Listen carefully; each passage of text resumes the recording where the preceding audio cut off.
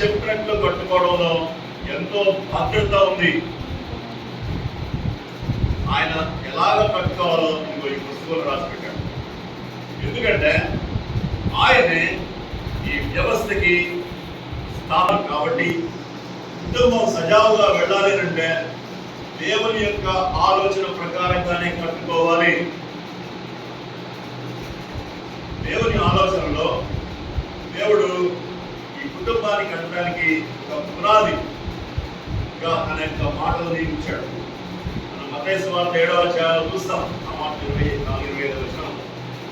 ఈయన మాటలు విని దాని ప్రకారం చేసేవాడు, వినేవాడు కాదు, విని దాని ప్రకారంగా చేసేవాడు తన యొక్క ఏమన్నాడు, బండ మీద వేసుకున్నటువంటి పునాది కలిగిన వాడు. సో బండ లాంటి పునాది దేవుని యొక్క మాటలు. దేవుని యొక్క మాటల్ని మనం ఎంతైనా నమ్మొచ్చు, ఎంత భద్రత ఇస్తుందో. ఇంకొకరు వాళ్ళు ఆ మాటలు వినకుండా ముందుగా పునాది మీద కట్టుకున్నారు. అయితే పరీక్షలు వస్తాయి, కుటుంబానికి ఎన్నో పరీక్షలు ఉన్నాయి. కుటుంబాన్ని పడగొట్టడానికి ఒక శత్రువు కూడా ఉన్నాడు. ఆ కుటుంబాలు పడిపోతాయి. అందుకనే మండలాంటి దేవుని యొక్క మాటల మీద మన యొక్క కుటుంబాలు కట్టుకోవడంలో ఎంతో భద్రత ఉంది. ఈ సమయంలో 2వ షరతుల గురించి కొంచెం ఆలోచిద్దాం. దేవుడు కుటుంబాన్ని కట్టడానికి కొన్ని షరతులు పెట్టాడు అనుకున్నాం కదా. దేవుడు ఏం చెప్పాడు కుటుంబాన్ని? కుటుంబ విషయంలో దేవుని యొక్క ప్రణాళిక ఏంటి చూస్తే, దేవుని యొక్క స్వరూపాన్ని దేవుడు కుటుంబంలో చూడడానికి ఇష్టపడ్డాడు. దేవుని స్వరూపాన్ని, దేవుని యొక్క స్వరూపం అంటే దేవుని లక్షణాలు, అట్రిబ్యూట్స్ ఆఫ్ గాడ్. దేవుని యొక్క ప్రతిబింబం కుటుంబం, దేవుని యొక్క ప్రతిబింబం. అందుకనే కుటుంబాన్ని, ఒక విశ్వాస కుటుంబాన్ని చూడగానే మనుషులకి జ్ఞాపకం రావాల్సింది దేవుని గొప్పతనం. చాలాసార్లు మన కుటుంబాలు చూసినప్పుడు మనం ఒక అబద్ధ సాక్ష్యం ఇస్తాం. దేవుని గురించిన సాక్ష్యం ఉండదు అక్కడ.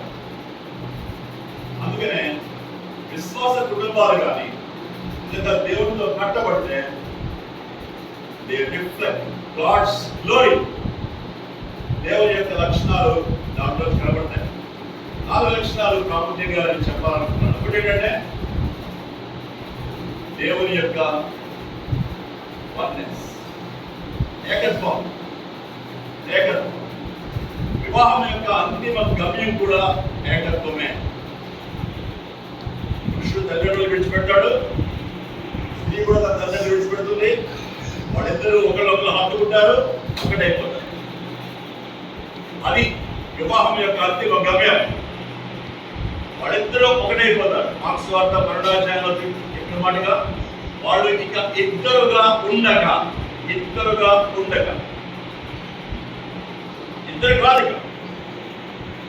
వాళ్ళిద్దరూ ఒకటైపోతారు. ఆ ఒకటే అయిపోవడమే వివాహం యొక్క అంతిమ గమ్యం. ఎక్కడి నుంచి వచ్చింది ఏకత్వం?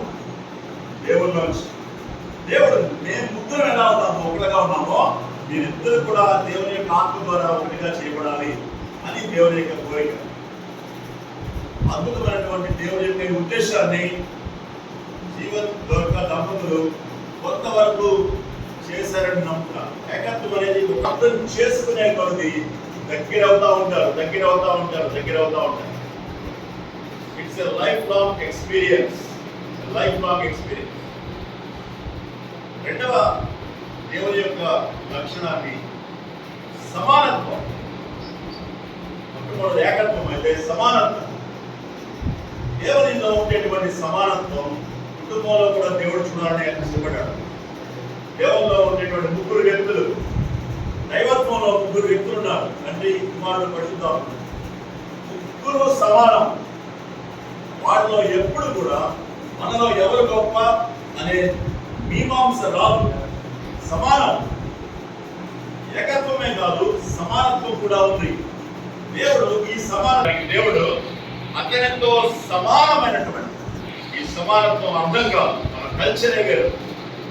సమానత్వాన్ని ఒప్పుకొని ఇప్పటి కల్చర్ ఇది. సమానత్వం దేవునిలోంచి వచ్చినటువంటి మరొక అద్భుతమైనటువంటి లక్షణం కుటుంబంలో కనపడాల్సింది. భర్తకి ఇచ్చినటువంటి నాయకత్వం అది అతని అంతస్తును పెంచదు. ఈ సత్యం అర్థం కావాలి.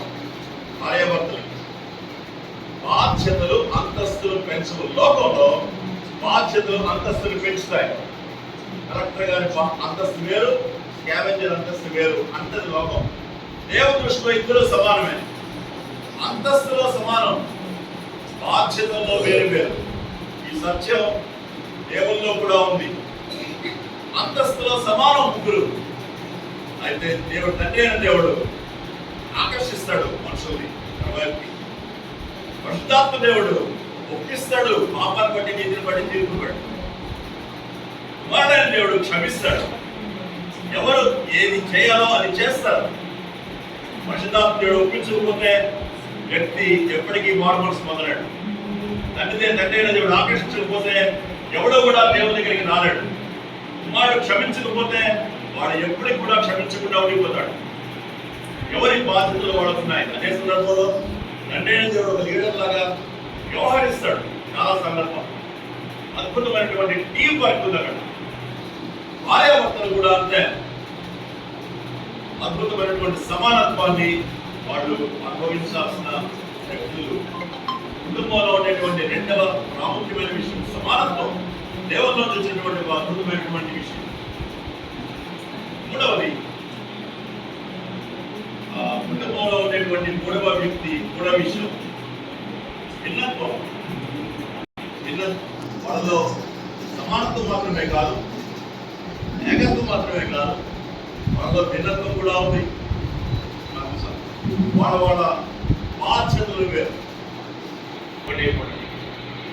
అందుకనే వాళ్ళకి కాంప్లిమెంటరీ అని అంటాం. They are not competing, but they are complementary. భర్తలో ఉన్నటువంటి సామర్థ్యాలు భార్య యొక్క అవసరాలు తీరుస్తాయి. భార్యలో ఉన్నటువంటి సామర్థ్యాలు భర్త యొక్క అవసరాలు తీరుస్తాయి. ఒకరికొకరు కాంప్లిమెంటరీగా ఉంటారు. ఈ వేరువేరుగా ఉన్నటువంటి వీరిని దేవుడు దగ్గరికి తీసుకొచ్చి ఒకటిగా చేయడానికి ఆ తేడాలను ఉపయోగించుకుంటాడు. నాలుగవది సహకారత్వం. ఒకరితో ఒకరు సహకరించుకుంటారు.